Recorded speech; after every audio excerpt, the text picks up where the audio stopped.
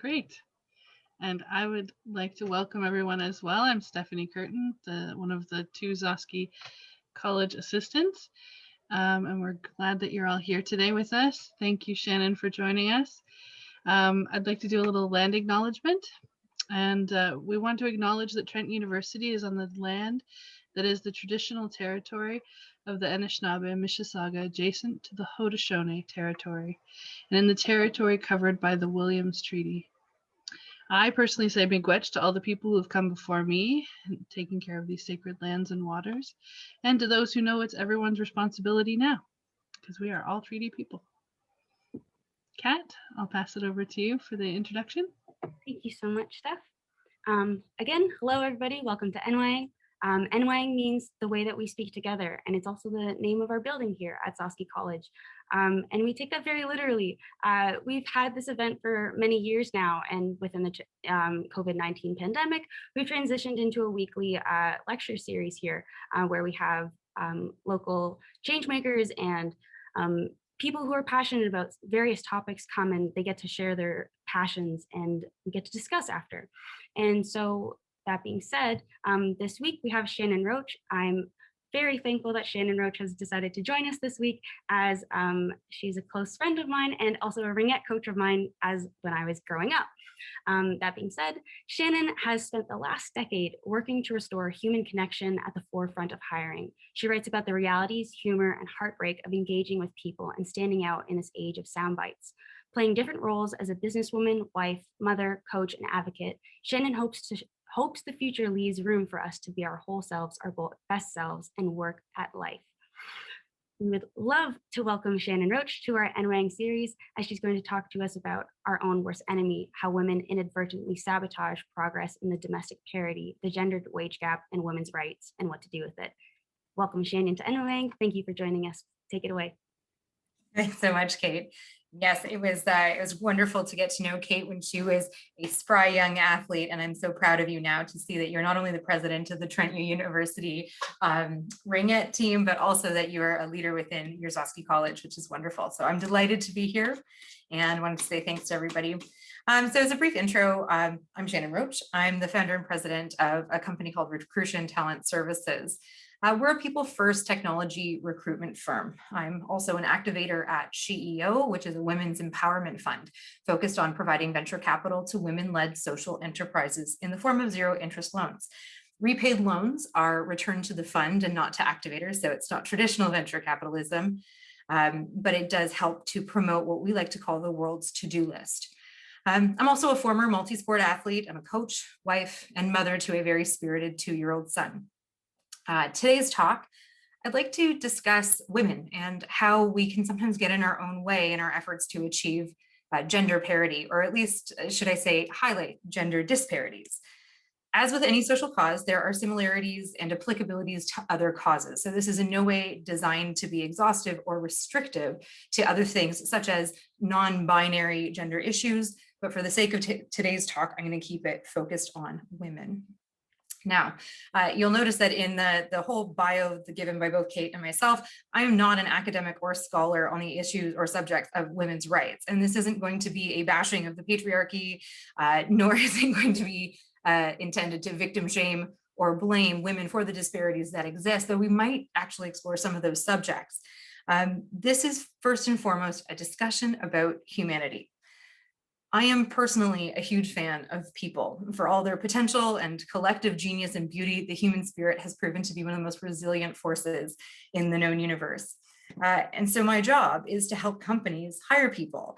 I am literally in a position to help find the good in everyone and to see through the noise of somewhat antiquated processes that have been built on conventional wisdom about how to quantify the human spirit and make a good hire. So it's through these observations about people and their behaviors and what drives them that I've been able to challenge my own belief system when it comes to realizing that we're missing a major component, and that is the salesmanship. We need to do a better job of selling gender parity. So first we'll explore briefly, hopefully, the specific issues that we're trying to address and how they came to prevail.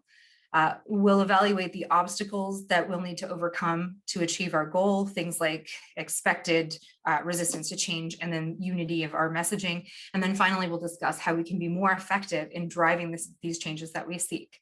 The core idea here is that we could all brush up on our salesmanship and relating between human beings. So, give me just a second here.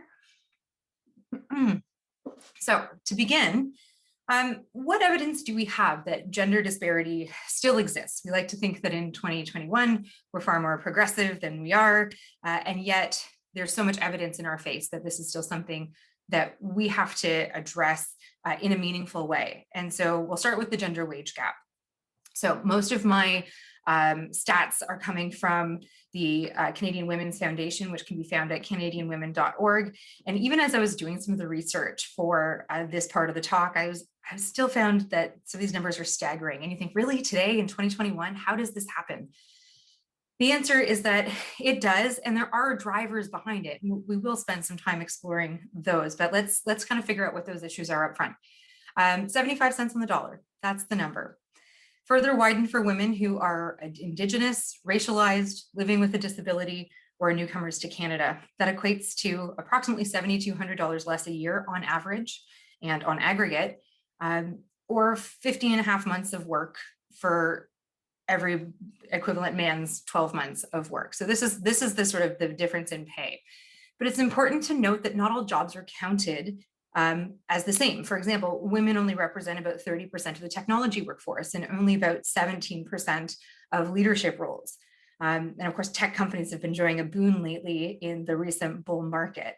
And so some of the sentiments that we need to overcome include an unfair conclusion that it's predominantly male-led industries that are driving economic value. And especially when we look at things like the run-up in the top 5 tech stocks that make up the NASDAQ and the S&P 500, these are the likes of the Amazons and the, and Facebook and Microsoft and Apple.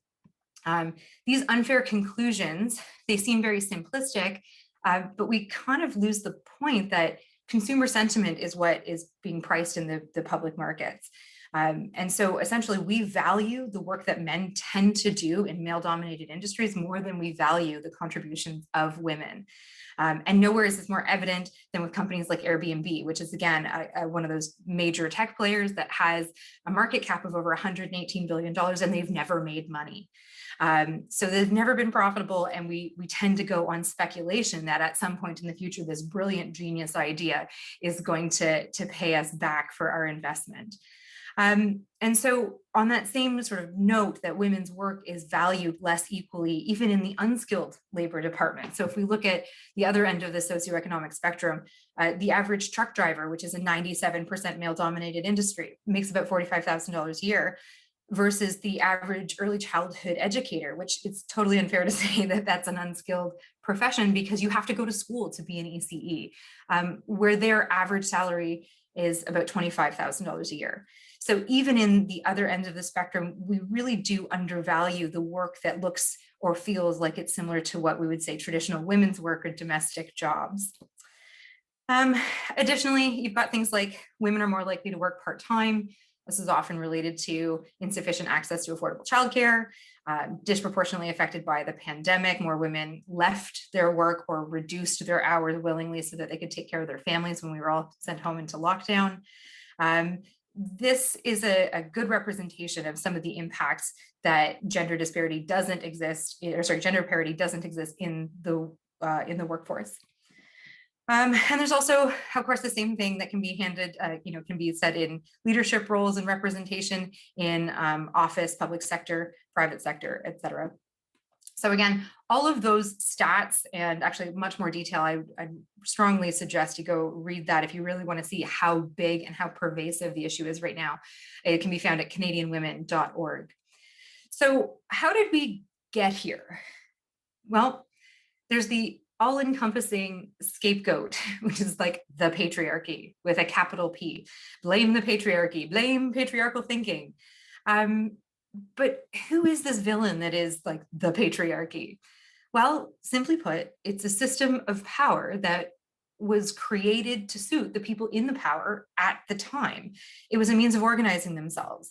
And these systems were designed with the best intentions, but of course didn't account for the perspectives of others. So when a bunch of people sitting around the table have the same collective experiences and values and goals, well, there's going to be a ton of agreement and head nodding, and less consideration of people outside of that inner sanctum of decision making.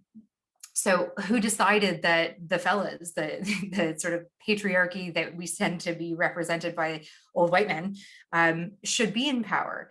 And of course, that's a lot of history that I don't really want to unpack right now. But we can talk briefly about the Caveman Days and how we were organized into communities and divided the labor.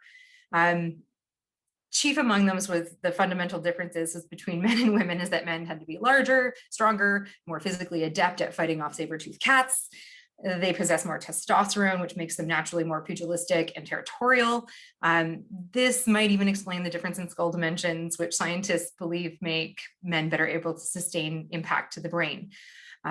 Women's bodies, by contrast, are more suited to things like childbearing and rearing, and physical characteristics such as flexibility and our athleticism makes us more adept at escape, flight responses in the sympathetic response systems of fight, flight, or freeze.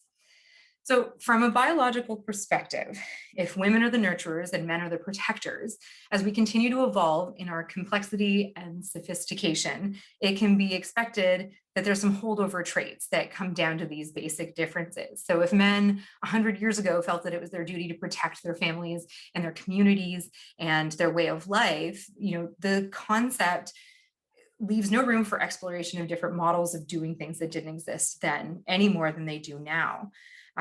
So the design of our present day society was really intended to protect. It wasn't intended to harm. So let me say that again. It was intended to protect their way of life. It wasn't intended to deliberately harm us. All of the problems that we face now with our broader diversity are a byproduct of a system that wasn't designed for us. So yet we have this habit of projecting this malicious intent onto people. And I'm just as guilty of going through the internet and finding the memes. There's mugs that say, have all the confidence of a mediocre white man. And it's kind of funny. It's a soundbite, it gets a chuckle, but what it's doing is it's creating this divisive polarity from what our objective is, which is to bring people together so that we can all have an equitable distribution of opportunity. So there's a saying that says that we judge others by their actions and we judge ourselves by our intent. And I think that intent isn't playing enough of a role in our discussions about gender parity. So it's funny because many of the men in my peer group, if I were to tell them that something they've said or done directly hurts my feelings, the response is generally that they're immediately mortified. They'll stumble all over themselves at, apologizing. Oh, they've never considered that perspective before. And this is how and why the systemic bias is allowed to persist even to today. So you have a group of people who are now coming of age and they're growing up and they don't see men and women as being any different. And yet our societal norms have embedded some of these disparities there.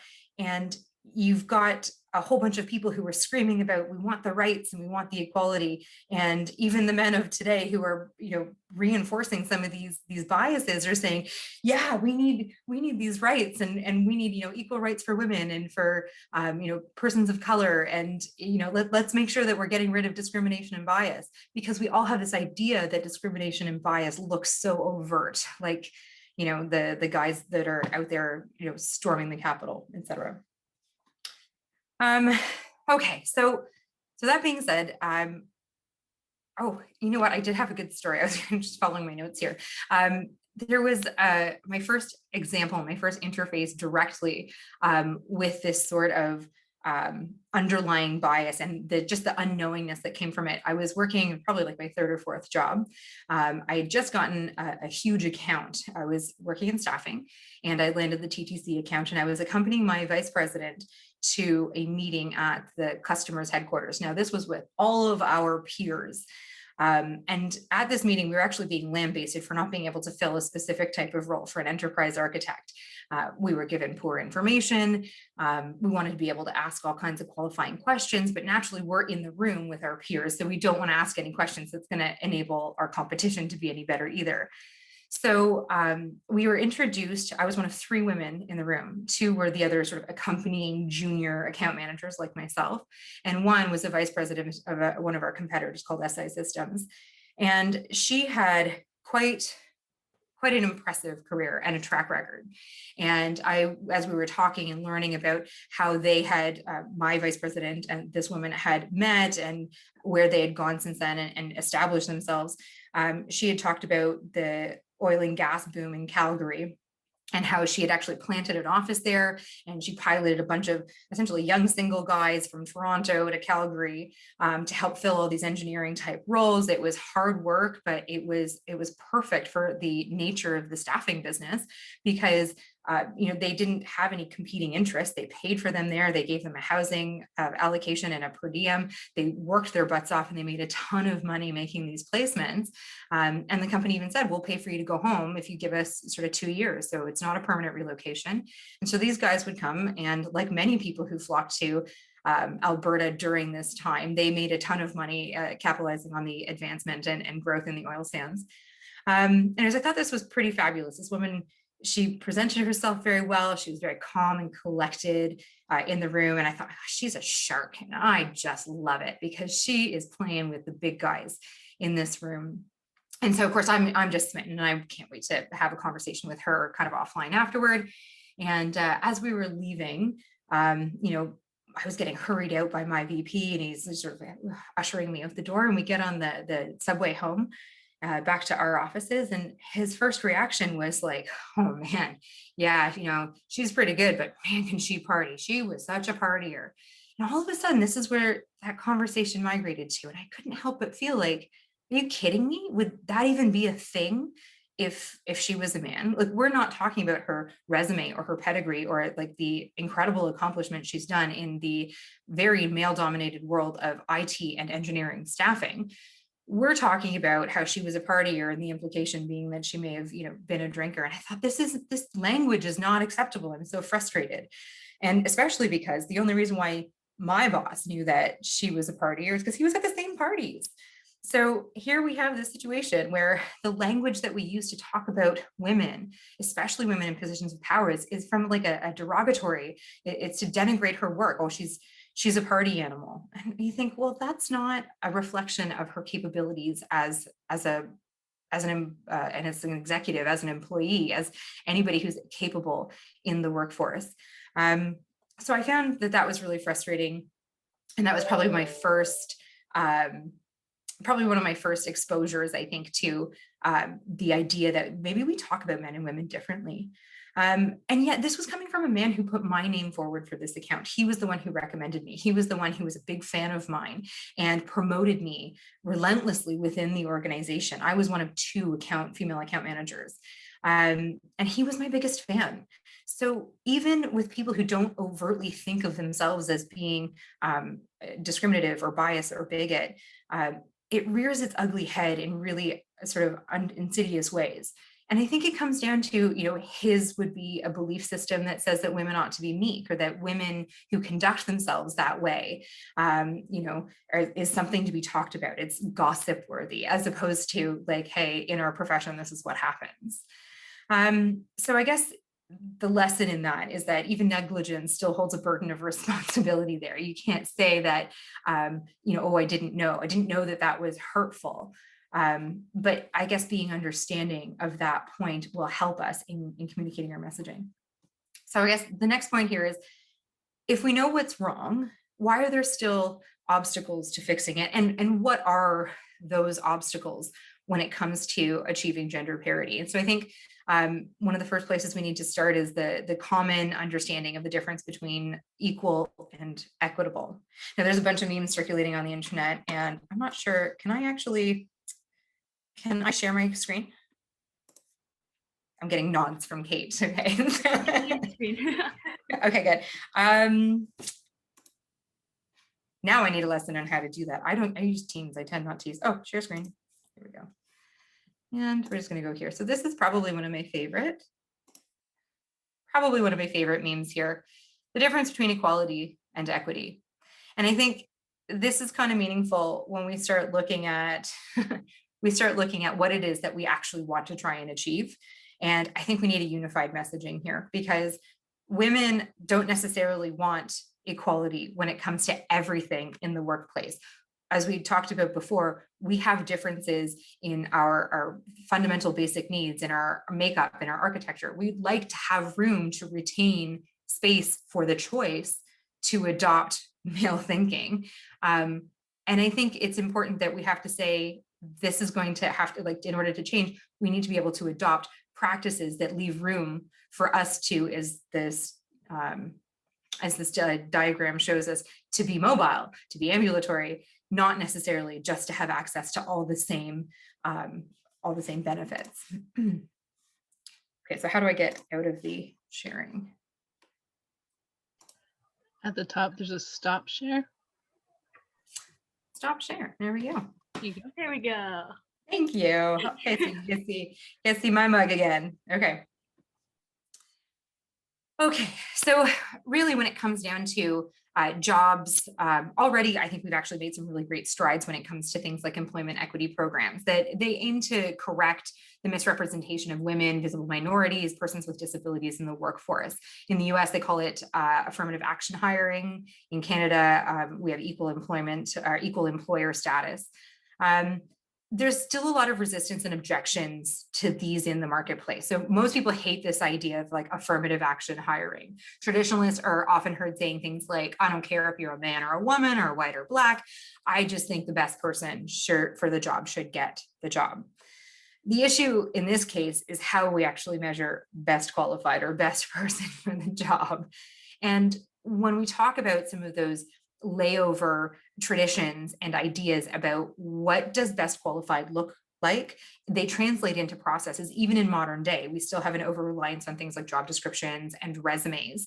And really, you're trying to encapsulate the entire depth and breadth of an entire person and a lifetime of experience onto a couple of sheets of paper and hoping to God you got the right keywords to try and rise out above the noise. So in a day and age of 400 applications for every job posting that gets listed, people start looking for reasons to whittle down the list. They're not deliberately trying to hold things against people, but we start looking for reasons to exclude. And those reasons are most often things that tend to disadvantage women and visible minorities. So things like gaps in the resume. If a woman, went on a maternity leave and didn't return to the same employer, she has an end date that shows a year long or now an 18-month gap. And even if that was 5 years ago, even if that was 2 jobs ago, that's still that unexplained gap often is the thing that says, okay, well, this person's got a gap on their resume, so I'm going to eliminate them from my stack so that I can have a manageable list of applicants to work from. Same thing, if you don't show that experience of being that unidirectional forward momentum, continuous growth, and upward mobility on your resume, and you don't show that growth, then people say, oh, well, this person had a bit of a hiccup over here. Well, oftentimes that doesn't account for someone might be, moving, relocating or immigrating to Canada. And the first job that they're able to get in Canada to get Canadian experience is one that would be a step back from the last job they had from another part of the world. These don't affect the person's ability to perform in the job today, but it does eliminate them from this process that we seem to hold sacred. Okay, so I think that the key takeaway from all of that is that without these programs, they're a start. Without these programs, we're sort of seeking equality of opportunity and not necessarily equality of results. These programs are designed to force the equality of results because we do have different opportunities available to us depending on our socioeconomic status, our gender, our skin color, and of course our abilities.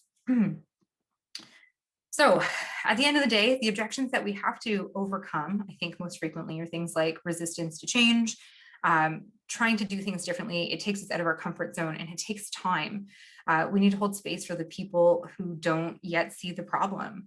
And then there's also the fact of the unity and digestibility of our messaging. There's a lot of noise right now. It's almost overwhelming. And when you break it into sound bites, a lot of it boils down to that same projection of ill intent.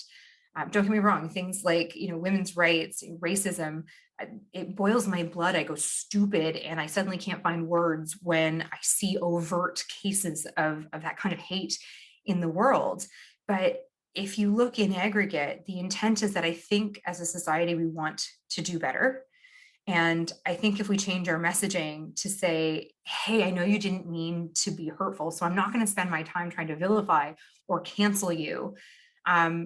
But I think, we have an opportunity here to start selling people on the values and virtues of what parity is actually going to bring to society at large. So this is the final sort of segment here, and that is, how do we fix it? How do we fix the current state of affairs? So part of my job right now is sales. Actually, I would argue all of my job is sales. I have to sell my services. I have to sell my candidates on the job. I literally have to sell my product on why it needs to go to my customer. I've learned a couple of things about how to convey ideas to people. So first off, let's do a high-level sales lesson. And that is, we generally start with a funnel. It's this idea that you have to make 100 calls to get 10 meetings to make one sale. And really great salespeople can collapse that funnel. But at the end of the day, you have to sort of segment your market and understand that you're not going to sell everybody all at once. And so you need to make sure that you're tailoring your messaging to the people who need to hear it. And overcome the specific objections of that particular subgroup. So sales is generally a 4-step process. You find and relate to your customer, you establish credibility, you ask really good questions, and then you provide solutions. And I think part of the reason why sales comes across as being such a slimy, greasy business is because everybody hates being approached with the high pressure sales tactic, where like they launch right into features and benefits. And you say, that's not even why I'm here. And the whole concept of like upselling or trying to get people to buy something and part ways with their money for your benefit, not for mine, is part of the reason why it's just such an unappetizing field. That being said, true salespeople can actually be a noble calling. You really want to help people if you have the appropriate solution. And so part of that is let's start with finding and relating to your customer. Who is it that we're trying to influence? And then more importantly, what are their individual pains? How are they different from one another? What is their belief system? And how is that manifesting itself in today's world? And so if you're going to sell them on the idea of gender parity and programs that don't disadvantage any specific group, that we want to be all inclusive, you need to understand what sort of objections they're going to overcome. And then establish credibility. This is, I think, a big area where we can sometimes get in our own way when it comes to, we ought to have the right to do X. Let's just put this out there. You need to have the relentless pursuit of excellence. There is no substitute for excellence. And so this is how we will establish credibility. We're not going to get traction because we screamed louder or because we insulted our way to the top. You need to prove that there is value in parity. And everything from, if you're an economist, it would be achieving production maximums and eliminating production inefficiencies. If you have a whole bunch of old white men sitting in the room agreeing with each other, if they come across a challenge, the odds that one of those guys is going to solve it is probably slim to none. You need to look at people with different experiences and different ways of looking at things to be able to solve that problem. And so this is where the pursuit of excellence really does bring value to the table for us. And so I don't care if you're graduating and you're trying to get your first job out of college. It can be daunting to try and figure out what you want to be for the rest of your life. You don't have to have all the answers, but whatever is immediately in front of you, commit to doing it incredibly well. I don't care if you're going to be a gas station attendant, be the best darn gas station attendant that you're ever going to meet. And focus on those short-term goals, because in every avenue, you have a sphere of influence and a circle that you can influence on some of these ideas. And if you show them that we have a credible argument and you're not there to try and make enemies of other people, we can reduce some of those defensive walls that are the biggest barriers. And then finally, let's ask really good questions. What are those objections that people have to the programs, to the changes that are going to need to take place for us to achieve true gender parity. I hate to say it, but because it's the right thing to do isn't a good enough reason anymore. It doesn't make a strong enough argument. It actually makes the assumption and uses the same fallacy that we know what is right, and it doesn't take into account somebody else's concept of what's right. We're not going to overcome the sort of obstinate belief systems by being as firmly entrenched in our opposing beliefs. I think there has to be a retreat from the margins and come back to the middle to try and see other people's perspective. Okay, and then so the final stage in selling is always provide solutions. So I'm kind of beating a dead horse here, but let's be the change we want to see in the world. We can't preach tolerance and acceptance if we're not also tolerant and accepting. I think we have a tendency to speak through the lens of our pain. And while that's valid and it's important to see the impact that the issues have on people because it brings us all together. We all relate to and empathize with pain. Our being injured by some of these traditions doesn't make it okay for us to injure back. And I think this is one of the key sort of takeaways for me when it came to selling ideas about change, about why should you go through this process of being uncomfortable. And I think it comes down to a lesson from my 2-year-old, and that is that toddlers don't behave better by feeling worse. And so if I want to train my toddler on how to not lose his mind and throw his toys, or do anything that he kind of looks at as either scary or unknown, or I'm not going to bully my way into that. Because I said so, it doesn't work.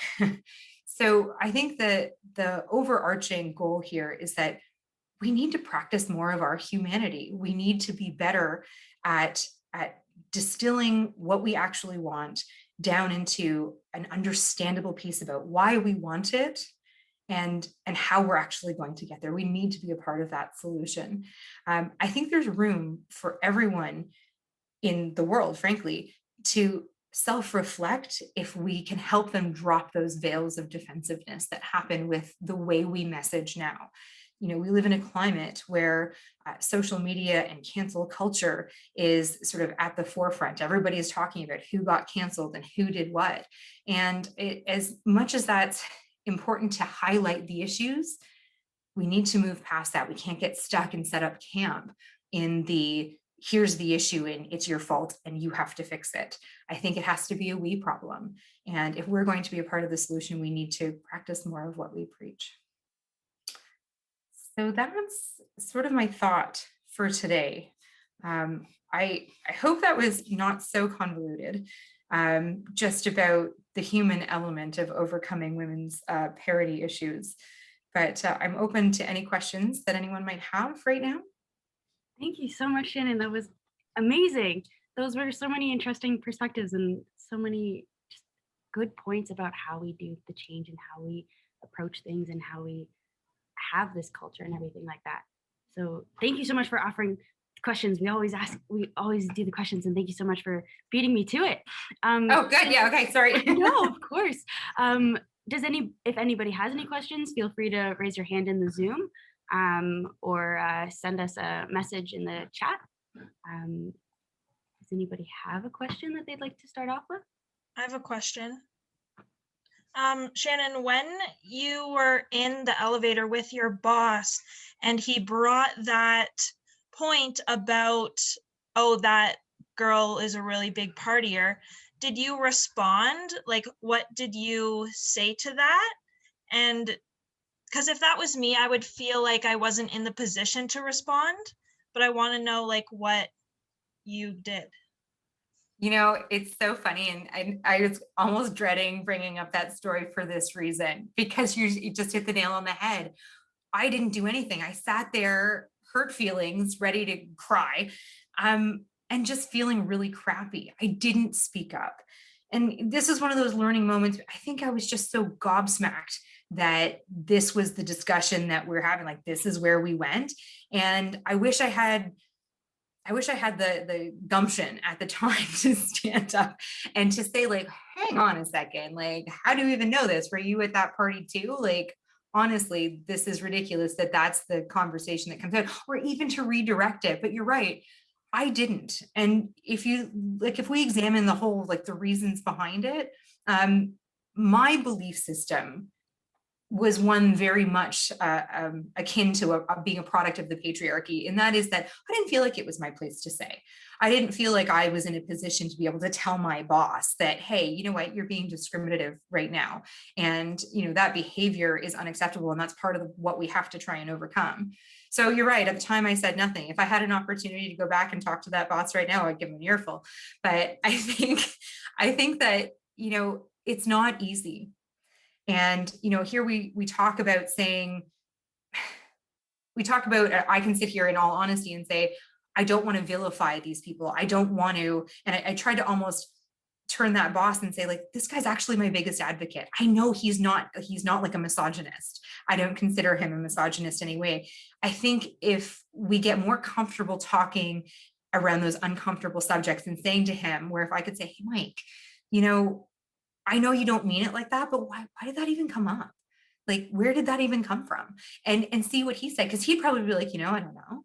That's just how I remembered sort of her, is that at the time it was weird. It was unique. It was a almost entirely male dominated industry. There's probably 100 good reasons why in his mind, and that would be, I think, a more welcome perspective in changing that person. So in my sphere of influence at that moment, and without the authority of influence, to be able to say to him, like, hey, check your bias there. That was something bad. But you're right. You called me out on that. No, I didn't say it at all. Thanks for the question. I was thinking about that actually as well, Nicole. And I was also thinking about what you said at the end about how, smashing the patriarchy, all of these things that, I take my daughter to women's marches and things like that in the old times. And yeah, like there's the smashing of the patriarchy, but it has to be done in a way that's respectful, because that's what we're looking for, right? Like we're not trying to, like, now we're here and you're there. We're trying to, like, come on, let's, like, we're here, let's get here and be here as humans, and I really appreciated that, the perspective of, yes, smash the patriarchy, but also respectfully, because that's what we're aiming at. I appreciated that a lot. Yeah, I think if you were in the elevator, when you're young and you're like, I'm not sure, am I allowed to speak up about this? Is my job still safe? It's a difficult thing. And I think we've made a lot of progress where now hopefully there's more of a chance of people saying, oh, well, that feels a bit strange. How do you know that? Were you at that party too? Yeah. I feel like I hope anyway that, that Kat and Nicole, that you at your level, that it's getting easier to do it.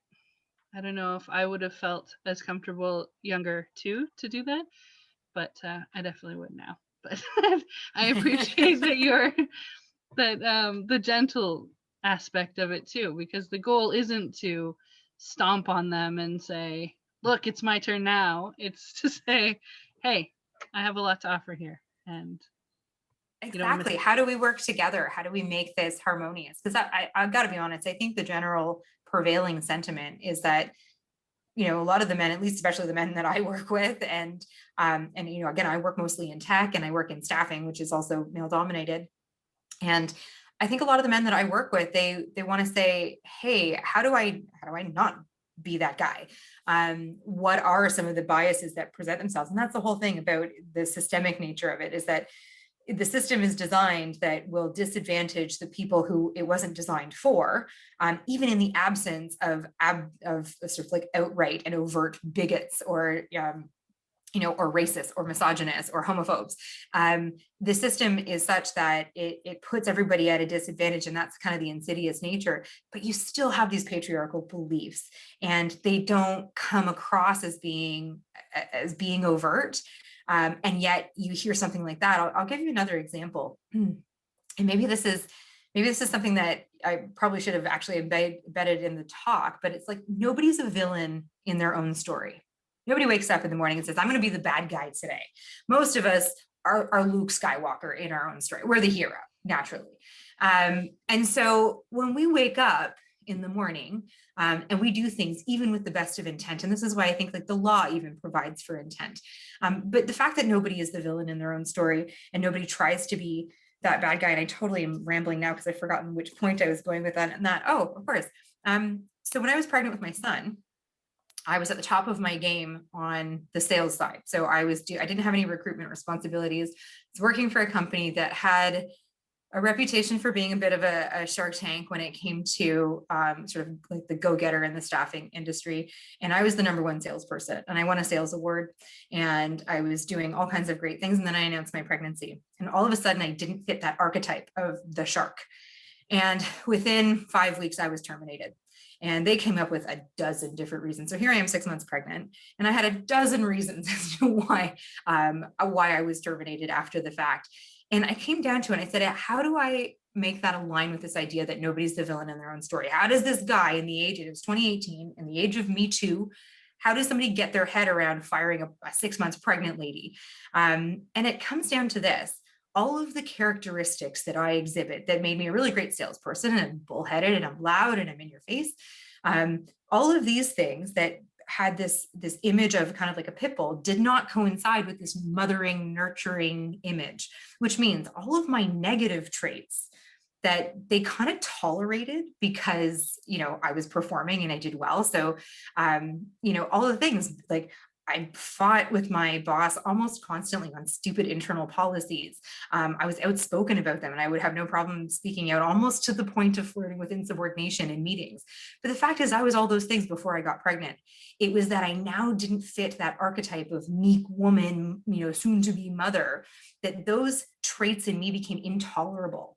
So in his mind, all of these complaints that came out, they were 100% true about me. And, I didn't get along with others, and I was insubordinate with my boss, and all these other reasons. They were good reasons in isolation to fire me. But I'd already worked there for 18 months and had been rewarded with significant increases and commissions and bonuses and all those things. And nothing changed there except my status, my pregnancy status. So ultimately, we went to a lawsuit, we settled, and it was, based on that sort of distinction. Is it, I don't think this guy woke up in the morning and said, I'm going to go stick it to the pregnant lady. I think he woke up and went, look, I just can't handle Shannon anymore. And he never actually reflected internally and said, why is it that I have such a hard time digesting Shannon and all of her trouble right now? And it's because it didn't sit well. It didn't equate to what his expectations of me as a soon-to-be mother and as his sharky salesperson were going to be. So really kind of interesting change in attitudes, I think, that we're looking for, and how we're going to have to try and probe a little deeper to get underneath those underlying sentiments. That's so interesting. That's such a, like, that just kind of blows my mind that would be an instance in which, like, one factor that I guess from my perspective, like, I see is like just getting pregnant as just you got pregnant. But in some interpretation within like this workplace culture that we've created, it's very, like, as you said earlier, it's very much like outdated and old fashioned, and like it's very much caters to like this old tradition. Like, just sorry to tie this into a different class I'm taking, but we're talking about women in health and how women were predominantly nurses until Florence Nightingale made the argument that the reason why like women are nurses is because they're caring, they're attentive, they take attention to the small details. That's what made them excellent physicians, and that's what made them efficient at their job. And so like, I think because healthcare has changed a long way, it's still changing, it's still catching up, but business really needs to catch up as well, drastically. And so what you're saying is like, even in 2018, like these outdated mentalities that we need to change completely inflicted on your like result of your job. And so I guess what I'm asking here now is like, what are some steps as we as like university students, and am I glitching out? Yep. Oh, okay. Yeah, we got some cool pixelation here. Yeah. So I can hear you Just still. like an oil painting or something. Okay, as long as you can hear me, that's fine. I'll just move around in some pixelated movements. So basically what I'm asking, like, I guess, how do we as university students force that change upon the business sector? Like, do you have any suggestions on like things that we can do as newbies? I think that the first thing that would be my advice, so I'm now your career counselor. My advice is be knowledgeable, do your research beforehand, and be knowledgeable about how to represent yourself. Every person is looking for the answer to the question, what's in it for me? So your interviewer, the reader of your resume, when you're going out into business, they all want to know what's the benefit of hiring you. You literally need to spoon feed them your value proposition in a little bite-sized piece and put that as the summary, top of your resume. Here's why I am, and here's why I'm awesome. And then when it comes to overcoming those systemic factors, those archetypes, those deeply seated belief systems in the marketplace, I think there's an element, again, of let's embrace our characteristics as nurturers by helping to understand that. So I think you can start the dialogues. You're not going to go in, leading a charge with your torches and your pitchforks and be ready to go lynch anyone who's speaking out against these. Like, that's just not how things get done. Change has to happen at the front lines. And I think to do that, you need to disrupt conventional thinking. I used to take it as a compliment as a salesperson when people were like, wow, you're so not like other women. And I used to think that was the greatest thing, because that's what every woman wants. We want to be recognized for our uniqueness.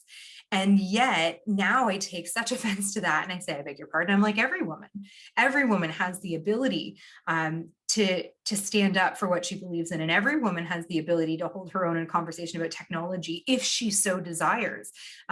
That is not what makes me unique. That was just a product of my experience and my learning and everything else. If you tell me that I'm not like other women, it's almost insulting when you say, am I not nurturing? Am I not caring? Am I not any of empathetic with a high EQ? Are these the characteristics that you think I don't have? And that's where we start to say, people just say that they think they understand women in general. And so when you're presenting yourself to the world, you have to present those virtues, those things that you bring to the table, and be unabashed about it, because really that's the sort of diversity that we want in the world. And Kate, makes no more sense that you trying to be a man or the characteristics of a man than it does trying to be a Shannon or a Nicole or a Stephanie. Like, that doesn't hold still. You need to know yourself and know how to present that to the market. Did we lose Kate? Oh, there we go. So my name's Tana. I work in IT actually at Trent. Hey, Tana. Hi, how are you? IT people. Yeah. You're my people. Yeah. Well, I'm the token user person in the department, but I get the IT, I get the geeks. So, but I've had before Trent, a career outside of higher ed, and one of the things that I think is important is for you, that piece about knowing yourself is key. And that's not something that I was taught as a younger person going out into the workforce. And I learned it probably when I was about 50 and after about 30 years in my career. And it was a huge lesson. So I think knowing yourself and really understanding what your belief system is, what your values are, and what you bring to the table for an employer is key. And being able to articulate that for them, be it in your resume, in an interview, anytime on a phone call when you're having a conversation with them, just your ability to speak well of yourself and your capabilities, and also your aspirations and dreams, because they're not hiring you only for what you're going to do today. They're hiring for you for what you might bring to them 10 years from now if you decide to stay with the company. Absolutely. That is such incredible advice. And I agree. I think I learned that lesson too late. I was It's quite never too late. ambivalent. It's never too late to learn it. You're right. it was one of those lessons, like I wish I could teach younger Shannon that it's okay to be undecided, but it's not okay to kind of not understand who you are. And so I'm going to relate just another story, because if you don't mind, I tell a lot of stories apparently. I remember being out at lunch and I was having kind of a personal crisis. I feel like my whole world converged on my 30th birthday and was like, Shannon, we love you, but change. And it's like, I was having trouble in my marriage. I was, so disenchanted with work. I was having issues even within the ringette community, with like, just discord on the parent group, on the team I was coaching at the time, like you name it. I just felt like the whole world was coming together and saying, Shannon, something's wrong. You got to change. And it wasn't until the CEO of my company took me out for lunch and we were having a chat, and I was, waxing philosophical about what was wrong with our company and how I was going to make us great. And he says, wow, like that sounds exhausting. He says, Shannon, what is it that you actually want? And I couldn't answer. Like such a simple question. I actually didn't know. I knew all the things that I didn't want. I didn't know what I wanted. And I had to go through that process of actually figuring out, well, what are the things that are important to me? I think like everybody, I want to feel important at work. I'd like to know that I'm contributing to something more meaningful than just like a paycheck to keep the roof over my head. I had left an industry in finance, working at an investment company, because I didn't find that fulfilling. And here I am interfacing with people. I'm like, wow, I'm going to talk to people all day for a living and you're going to pay me for this? Are you kidding? This is great. So here I am. I actually had wants, but I'd never taken the time to articulate them. And now that I had some experience under my belt and I'm learning, all of that came to sort of parlay 5 years later, in 2018, when I found myself without a job and 6 months pregnant, I went out on my own, and that's how Recruition, my company, came to be. And that was the best thing that could have ever happened to me, because now I got to do things according to this vision of what my higher purpose was. And that was helping people find and articulate their own value. And sometimes I'm interviewing candidates and I say, so like, why are we here? What are you hoping to do? And I get that same vapid stare that I gave my CEO. And I go, I understand now. So I know exactly what was going on. But I said, it's okay. You don't have to have the answers right now, but that's something you want to spend some time doing, because until you know your why, you're not going to be able to sell your purpose and your value to somebody else. So it's really a worthwhile exercise to talk about and evaluate what's meaningful to you. But Tana, great comment. And like, thank you for that, except that's an important point. Again, why does everybody look back and say, I learned that lesson too late? I wanted to tell 10-year-old me that same lesson. All right. We have a Brooke Peters. Is that the same Brooke Peters that I know and love? Yeah, it is. Hey, girl. How are you? No, see. Oh my gosh. gosh. How are you doing? I'm good. Have you been here the whole time? I have been here the whole time. I'm very impressed, by the way. Okay. Yeah. Oh, girls, we got the gang together. Yeah, that's exactly it. The whole team's back. Absolutely. So you So had a my question for you. I do have a question. I wasn't just gonna scare you. Don't worry. I was, but anyways, so I'm assuming that with all the experience that you've had in a workplace, that at some point or another, you've had to deal with resistance when acknowledging overt behavior. So my question to you is, how do you approach that in a respectful manner without kind of stooping to their level of disrespect? How do you maintain a kind of calm demeanor when, that what you've said and your opinion about something and your perspective is kind of just thrown back in your face? Wow, Brooke, why you gotta ask the hard questions? Gosh, I should have known it was coming. All right. Yeah, you said to ask the hard questions. That is such a great question. Okay. So, I think the first key to anything there is, we talk about self-mastery. So let's go back to the part of my original talk where we were saying, we used to really prize the strength, the physical nature and prowess of men. And that's how they sort of established that sort of higher hierarchy and whatever dominion over their domain. and sort of everything was an evolution of that. I think today now, the people in power and the ones who really hold all the power, the ones who've self-mastered and are able to control their emotions. And if we go just take a really nerdy little foray into science for a second, as human beings, we have sort of two layers of our brain. It's way more sophisticated than that, but this is actually a very old school thinking that's going to help us paint this picture. But we've got like our lizard brain, which is the amygdala, and that's responsible for all of our emotional centers. And it's actually closest to your spinal column, and it kind of acts first. So your spinal column does things like protect you from burning yourself. Before the signal even reaches your brain, it's sending a signal, hey, don't put your hand in the fire, that's bad. Next up, we have the amygdala, which is the emotional response. How do I feel about this? And this is where a lot of ego actually comes from, because this is the part of us that's scanning the horizon, looking for saber-toothed cats that are trying to eat us. Very, very primitive part of our brain. And then from there, we have the prefrontal cortex and the other more sophisticated structures of the brain that help us rationalize. Unfortunately, you have to go through all these other layers to get to that logical brain. And so there's lots of really great authors that talk about the various functions of our brain. My favorite is probably Daniel Kahneman, who has Thinking Fast and Slow. Great book, recommended reading.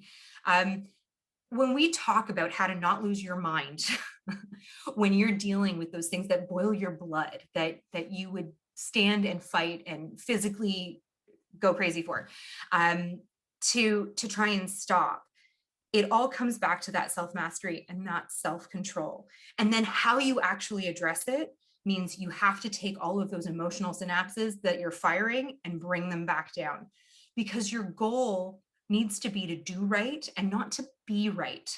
And oftentimes we have to overcome, I think one of the biggest things that we have to overcome is that desire to like put somebody in their place and to like beat them back down and to show them you're right and just like stick it back. I want to hurt you back. That is a very, very primitive instinct. As much as we understand it, and I could validate the sort of like the way that you feel, that is the thing that's going to limit our ability. And I think, Brooke, you've really touched on the big picture idea here is that we can be mad, we can be hurt, but if we want to see change, we have to take all those emotional synapses and bring them back down and appeal to the logical side of our opponent. And that's going to be the lesson and the messaging that we have to do. And so it takes discipline and it takes practice. And I'll tell you, I've had more than one meeting where I've walked out of that and shaken my head and been like, oh, shouldn't have lost my mind. And you guys have seen me. I mean, you've watched me on the bench, losing my mind with a referee. It takes practice to be able to do that. And every day I get a little bit better. And a lot of the times I think one of the best techniques that you can use for that is removing yourself from the equation. So you're almost taking that observer's approach. Like, that's really interesting. This person is saying this. Have they said it to injure me? Am I actually injured? I should be injured right now because it's such a sensitive topic. And it's like something that I hate.